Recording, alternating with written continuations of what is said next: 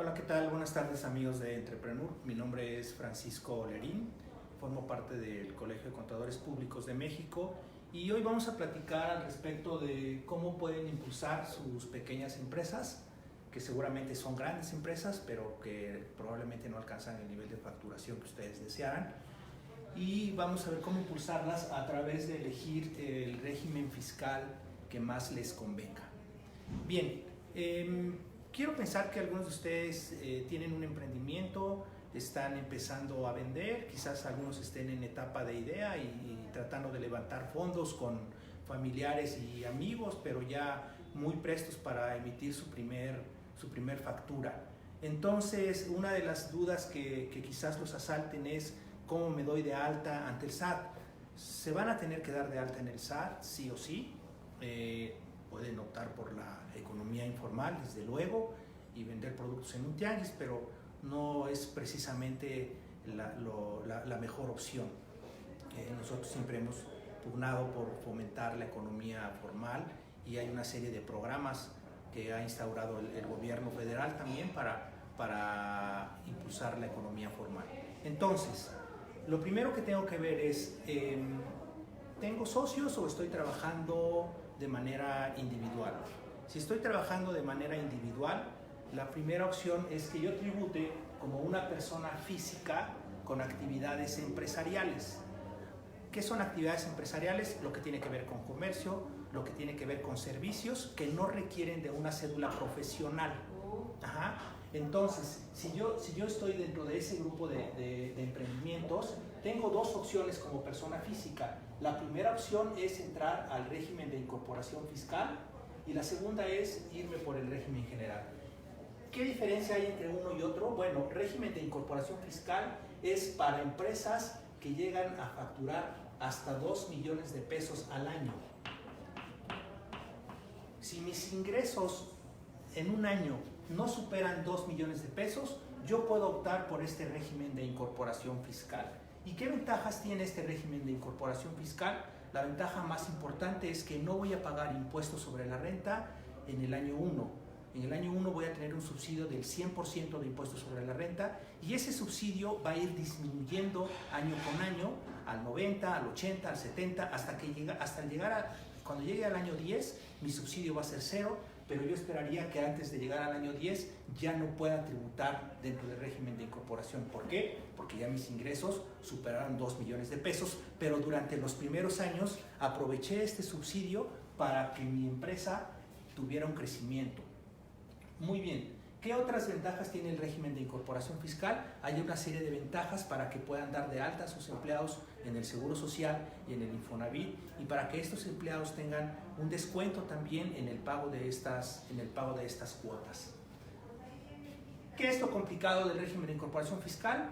No tiene mucha complejidad. La verdad es que el SAT habilitó un área dentro de la propia página del SAT, www.sat.gov, y ahí existe un apartado que se llama Mi contabilidad y mis cuentas. Desde ahí ustedes pueden emitir sus facturas, desde ahí ustedes pueden llevar su contabilidad y en la medida en la que utilicen ese sistema, que además es gratis, en esa medida ya no tienen que enviar la contabilidad electrónica, sus pagos los hacen de manera bimestral. Ajá.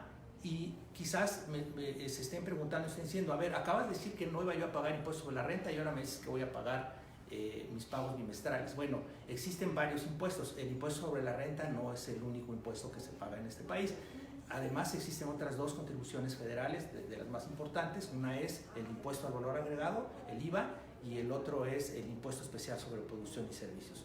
¿En qué caso se paga impuesto especial de producción y servicios? Por ejemplo, ahora que están tan de moda las cervezas artesanales, la cerveza es una bebida alcohólica que está gravada por la ley del impuesto especial sobre producción y servicios. Oye, ¿y si vendo cervezas artesanales, puedo entrar al RIF? Por supuesto que puedes entrar al RIF si tus ingresos son menores a 2 millones de pesos al año. ¿Qué pasa si es mi primer año? Si apenas me voy a dar de alta y no sé si voy a alcanzar los 2 millones de pesos o los voy a rebasar. Por supuesto, yo pienso que los voy a rebasar, pero a lo mejor no. Bueno, lo que puedo hacer es un estimado y en el momento en el que yo rebase los 2 millones de pesos, en ese momento me salgo, abandono el régimen de incorporación fiscal y me tengo que ir al régimen general o buscar otra opción. Oye, ¿sabes qué? Yo tengo un empleo, soy asalariado, pero estoy tratando de abrir un negocio en paralelo. ¿Puedo entrar al régimen de incorporación? Por supuesto, también puedes entrar al régimen de incorporación. Nada más que toma en cuenta que tus ingresos conjuntos de actividades empresariales más sueldos y salarios no rebasen los 2 millones de pesos al año. Oye, y me dejaron una herencia y tengo un dinerito ahorrado en el banco que me está generando intereses. También puedes combinar ingresos por intereses con régimen de incorporación, y el último que puedes incorporar son ingresos por arrendamiento. Si tienes un bien inmueble y lo estás arrendando y quieres tener un negocio paralelo, también puedes optar por régimen de incorporación fiscal. ¿Qué pasa cuando rebaso los 2 millones de pesos al año? Cuando rebaso los 2 millones de pesos al año, puedo optar por el régimen general. ¿Y cuál es la gran diferencia entre régimen general y régimen de incorporación fiscal? Que aquí ya no tengo, en este régimen ya no tengo el subsidio. Aquí voy a pagar al 100% mi impuesto sobre la renta a una tasa máxima del 35%. Y eso es lo que voy a pagar sobre mis ganancias a partir del año 1. Entonces, ojo, si no voy a superar los 2 millones de pesos, váyanse a RIF, no se vayan a régimen general. Muchos empiezan a tener, o sus emprendimientos empiezan a tener empleados. Esto es muy importante porque están generando empleos para el país, pero también están asumiendo algunas contingencias de carácter laboral. ¿A qué me refiero con esto? Que puede ser que despidan a uno de sus colaboradores y ese colaborador los demande, y en esa demanda laboral efectivamente se actualicen las hipótesis de un despido injustificado y los condenen a pagar una cantidad importante de dinero. Si esa cantidad ustedes no la tienen dentro de las cuentas bancarias de su empresa, es probable que se vayan contra su patrimonio propio. A lo mejor tienen un automóvil, a lo mejor tienen maquinaria que no afecta a la actividad empresarial. También eso se pone en riesgo, son parte de los riesgos que corremos como emprendedores. ¿Existe una manera de que yo diferencie mi patrimonio personal del patrimonio del negocio? Sí existe una manera, y se llama sociedad. Oye, pero crear una sociedad es muy complicado. En primera, pues es una sociedad, necesito socios, y la verdad es que en este momento pues yo me siento bien trabajando solo. Pues existe ya en México un tipo de sociedad que se conoce como sociedad unipersonal, aunque sus siglas oficialmente significan Sociedad por Acciones Simplificada. En realidad es una sociedad hecha exclusivamente para personas físicas. Solamente las personas físicas pueden ser socios de este tipo de sociedades, y la gran ventaja es que puede tener un solo socio. Por eso también se conocen como sociedades unipersonales. Entonces, ¿qué es lo que pasa? Que todo mi patrimonio personal, las cosas que son mías y que yo no quiera hacer afectas a mi actividad empresarial, que no las quiera poner en riesgo, las dejo afuera, y lo único que se va a quedar dentro de la sociedad unipersonal son las cosas afectas a mi negocio. La maquinaria, el mobiliario, el dinero, las cosas que va generando la propia empresa. Esta sociedad unipersonal, ¿cómo se constituye? Hay que ir ante un notario como las demás, cuánto tiempo tarda, cuánto cuesta. Pues creo que hoy tenemos buenas noticias. Esta sociedad unipersonal, en estricta teoría, se debería de constituir en alrededor de 40 o 50 minutos. Se constituye desde el portal de la Secretaría de Economía, y a partir de ahí se empiezan a generar se empiezan a hacer los trámites. La verdad de las cosas es que es algo muy cercano a un sueño guajiro. En la vida real nos toma 3 o 4 días constituir la sociedad unipersonal. ¿Por qué? Porque primero tenemos que solicitar la autorización.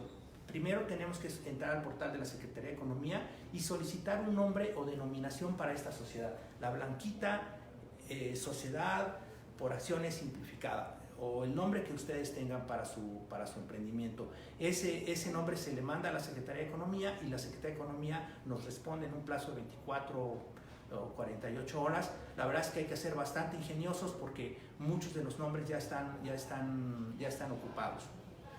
Entonces, ya que mandé mi solicitud y ya tengo autorizado el nombre o denominación, ¿El siguiente paso cuál es? El siguiente paso es ahora sí entrar al portal y empezar a definir los estatutos, las reglas que van a regir esta sociedad. ¿Qué necesito? Necesito estar dado de alta en el SAT y necesito tener una firma electrónica avanzada, como persona física. Oye, nunca he estado dado de alta como persona física, te das de alta por dividendos. Te vas a tener que dar de alta por dividendos y entonces generas tu firma electrónica avanzada y ahora sí, solicitas el nombre o denominación. Punto número 2, ya empiezas a constituir tu compañía. Hay que buscar que el navegador que tenga algunas cuestiones de Java, algunas restricciones de seguridad. La verdad es que no es un sistema precisamente muy amigable. Conforme le han ido adicionando cosas, y la estructura de Java va cambiando, se ha vuelto bastante complejo. A veces inclusive hay que llamar a la Secretaría de Economía para que nos asesoren, pero la verdad es que, y quizás sea un tema también de brecha generacional, a mis 50 años esto ya resulta no ser tan amigable. Seguramente para ustedes que son muy jóvenes sí va a ser muy fácil. ¿Qué ventajas tiene una sociedad por acciones simplificada? Que va a tributar con base a flujo de efectivo. Yo puedo dar una factura y hasta que no me la paguen, no detono IVA y no detono impuestos sobre la renta.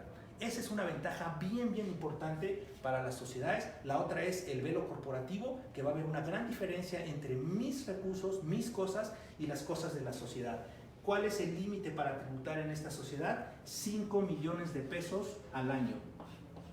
Si los ingresos de mi emprendimiento son hasta 5 millones de pesos, yo puedo optar por una sociedad. Y cuando los rebase, ¿qué hago? Me salgo de la SAS y elijo cualquiera de los otros regímenes de sociedades mercantiles. La Ley General de Sociedades Mercantiles contempla otros 7 tipos de sociedades diferentes entre las cuales ustedes pueden elegir. Por supuesto, la más común es la sociedad anónima. Si ustedes ya están recibiendo recursos de algún fondo o de algún inversionista, probablemente la opción que les corresponda sea una SAPI, que es una sociedad anónima promotora de inversión. Pues en general estos son los regímenes regímenes fiscales para las pequeñas empresas en este país. Recordando un poco, personas físicas pueden optar por RIF hasta 2 millones de pesos. Si se salen de ahí se van a régimen general. Si no quieren poner en riesgo su patrimonio y no quieren gastar en un notario, existe la SAS. Se constituye una SAS en este país cada 53 minutos. Cada 53 minutos están haciendo una nueva sociedad anónima simplificada. Pareciera ser que no, pero tuvieron bastante éxito, están en auge, así es que vale la pena explorar y leer un poquito más al respecto de las sociedades anónimas simplificadas. Y bueno, pues vamos a pasar a la sección de preguntas y evasivas y a ver cómo me va. Muchas gracias. Yassar pregunta, estoy en RIF, ¿qué necesito para emitir mi primer factura de ventas al público en general? ¿Cómo se da cuenta el SAT que no vendí más o menos?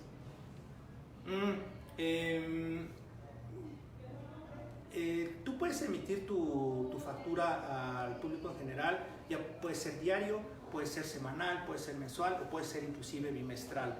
Si tus ingresos los percibes en efectivo, va a ser un poquito complicado que lo detecten. Si tú recibes operaciones con tarjeta de crédito, tarjeta de débito o alguna transferencia electrónica, pues va a ser más fácil que lo detecten porque van a ver los depósitos en tu cuenta bancaria. Pero también depende del tipo de negocio, porque si tu negocio es de compra-venta, pues seguramente es muy fácil detectar que tienes ventas porque tienes inventarios y de repente ya no tienes inventarios y tienes una lista de precios al público en general.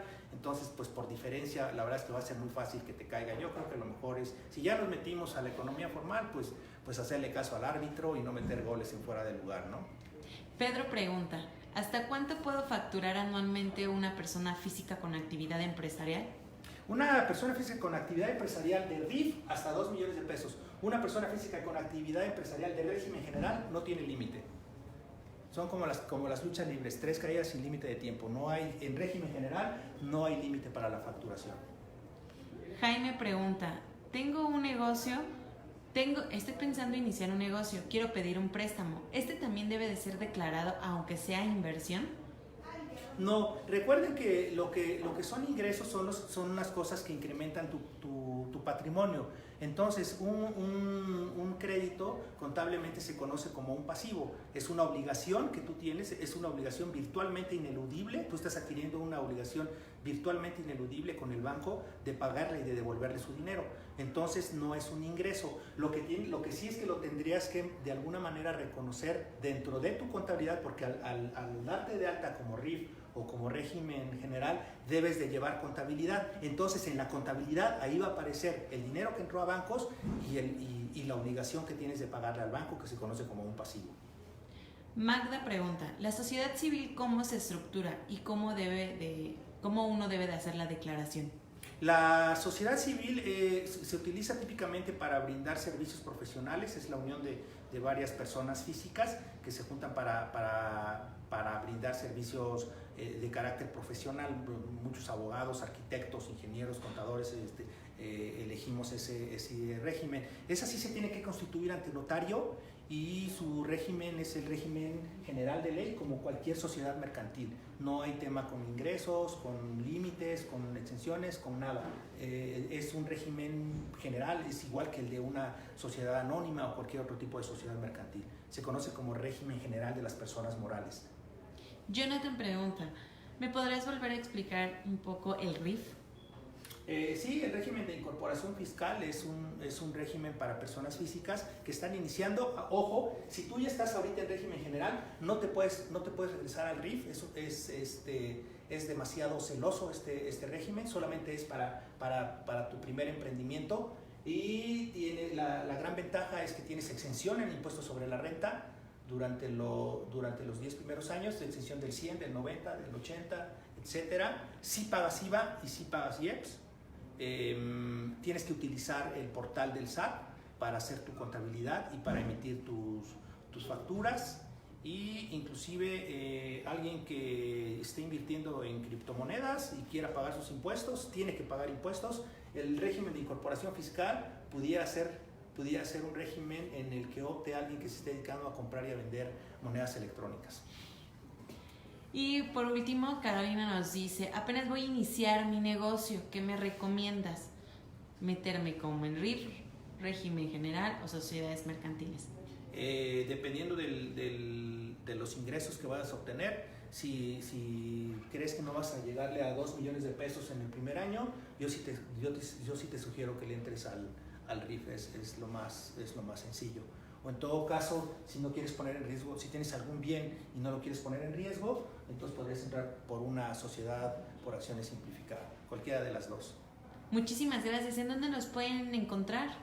Gracias, nos pueden encontrar en la página del Colegio de Contadores Públicos de México, www.ccpm.org,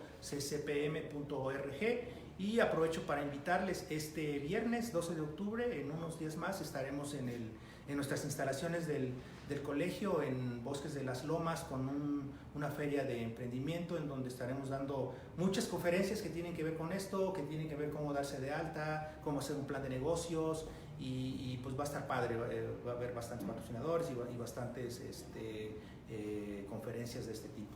¿El registro lo pueden hacer en su página?